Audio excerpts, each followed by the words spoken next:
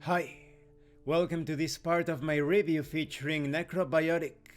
If you haven't seen the other parts of my review, featuring this tabletop RPG, where casualties are high, birds are low, and the dead are being mechanized, please check out the playlist in the description below. This time we are going to talk about the setting. The setting is expressed in a very interesting way, quite poetic and dry at the same time. I think that's a great way of expressing both the philosophical and scientific aspects of the setting itself.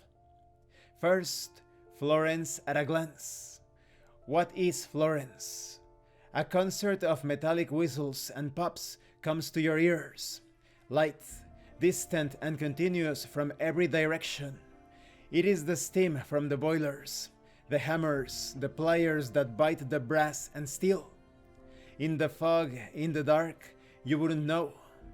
You go further, turn a corner, and the street leads to a square. It's misshapen brickwork devoid of dust or grime from last night's cleaning. Turning corners like this gives you the feeling of another world.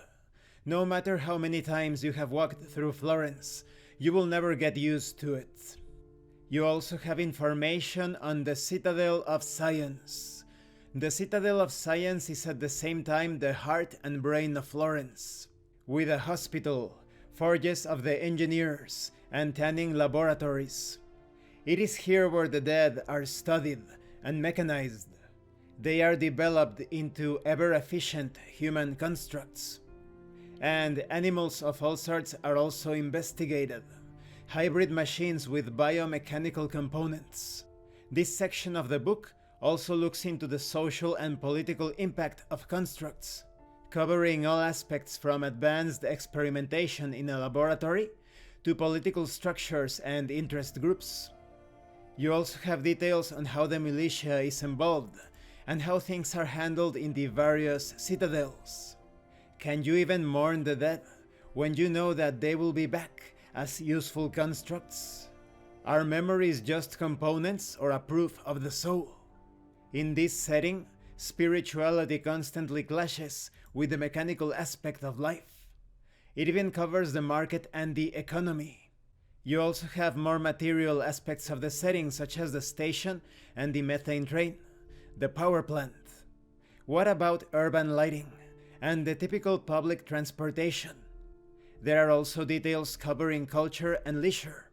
There is still a yearning for art, for the development of the finer crafts, as well as more mundane pleasures. There's also information covering the impact upon the countryside and the farms.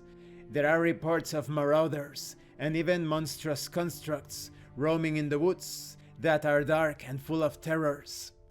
Crazed constructs ambush travelers and dismember them piece by piece, either to take revenge on the human species or, alternatively, to tandem to replace their own damaged parts. Different factions will clash and work together as they attempt to reap the rewards of this complex dystopia. And this concludes this part of the review. In the next part we are going to talk about classified information and many other things. I like how the setting is communicated in various ways. You have sections that are pretty much news reports. Others are scientific papers. Others are letters exchanged between various characters. And other times, it's a pure poetic description of the setting itself. And I only gave you a few details of the entire thing. Every single aspect of the setting, be it physical, philosophical, scientific, etc., is detailed here. Thank you for watching this part of the review, and thank you for your likes and your comments. If you have any questions or comments, please let me know. And thank you so much to those of you that are going the extra mile to support the channel. If anyone else wishes to further support the channel, the information on how to do that will be in the description below. This has been Abraham El Jaguar, a professional game master. If you want me to run a game for you, please check out the pinned comment below. And remember, it is better to roleplay and fail in character than not to roleplay and fail as a player. Once again, thank you, and see you later.